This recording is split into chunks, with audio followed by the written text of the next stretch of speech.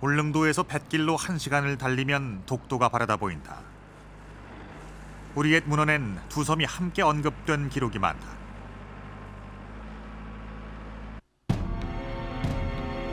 조선 영조 때 편찬된 동국 문헌 비고. 울릉도와 우산은 우산국 땅으로 우산이 곧 일본이 말하는 송도, 즉 독도임을 밝혔다. 그보다 300여 년 전의 지리서 동국 여지 승남은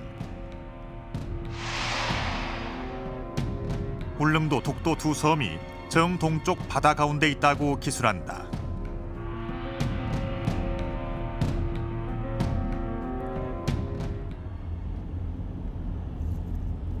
그동안 일본 외무성은 독도 영유권에 대한 발언을 자제해왔다.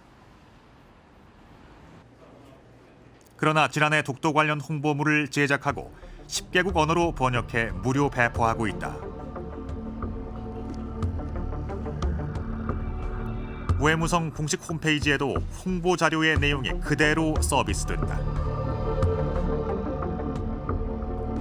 외무성은 10가지의 주장을 나열해 독도가 일본 고유의 영토임을 주장한다.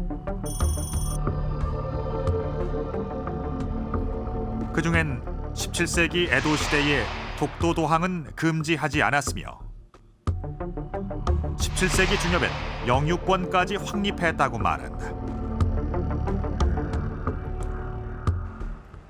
하치에몬 사건을 통해 주장하려 했던 우익의 생각과 같은 주장, 즉 울릉도 도해는 금했지만 독도 도해는 금하지 않았다는 것이다. 일본 외무성과 우익 인사들은 독도가 울릉도의 부속 도서라는 역사적 사실을 철저히 외면하고 있다.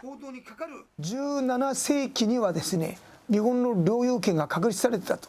少なくともですよ、これは日本の領土であることは歴史的にもですね、確かな裏付け根拠があるということなんですね。 대표적인 독도 전문가 나이토 세이추 교수는 곧바로 일본 외무성의 주장을 반박한 책을 냈다.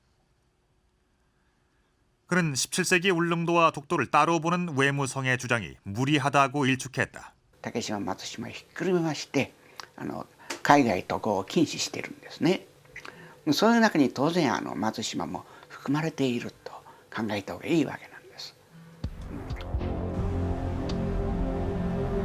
17세기 조선 왕조와 에도 막부는 독도가 울릉도의 부속 도서라는 인식을 같이 했던 것으로 보인다. 오히려 그 증거는 일본의 옛 이름에서 찾아진다. 당시 일본은 독도를 송도, 즉 소나무섬, 울릉도를 죽도, 즉 대나무섬으로 불렀다.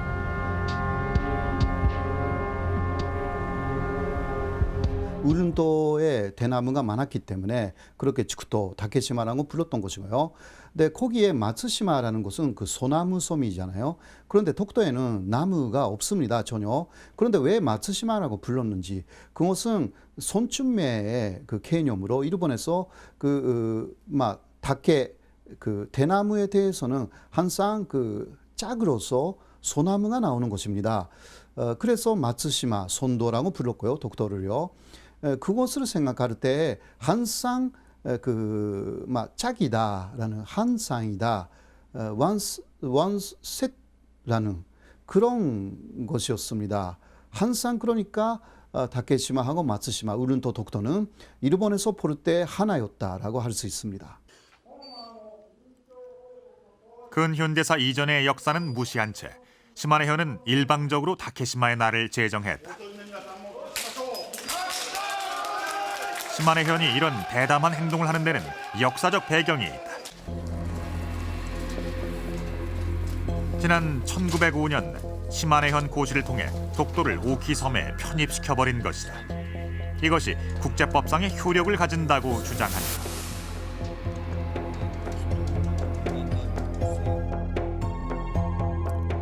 1900년대 초 일본 제국주의 팽창 정책은 극에 달했다. 대륙 진출에 혈안이 돼 있던 일본은 독도를 무주지, 즉 주인이 없는 섬이라 주장하며 자국 영토라고 관보에 게재해버렸다. 사람이 살지 않았을 뿐 독도는 엄연히 조선의 영토였다. 그러나 한일 평합을 앞둔 당시의 조선은 제국주의 열강의 침략에 무기력한 상태였다. ちょうど日露戦争の過程なんですよ。当然にソウルというものは日本の軍隊の支配下に置かれているんですよ、ね、軍国主義的な、ね、そういう中で韓国政府がうんとかイエスとかノーとか言えるはずがないんですって。でそのことを見透かしまして非常に強硬な形で日本は領土編入をしてしまったと言ってもいいと思いますね。うん、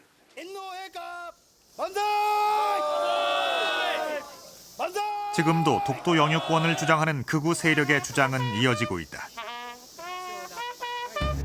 한국의 독도 불법 점령을 주장하지만 정작 이들의 주장 속에 정확한 역사 근거는 찾기 힘들다.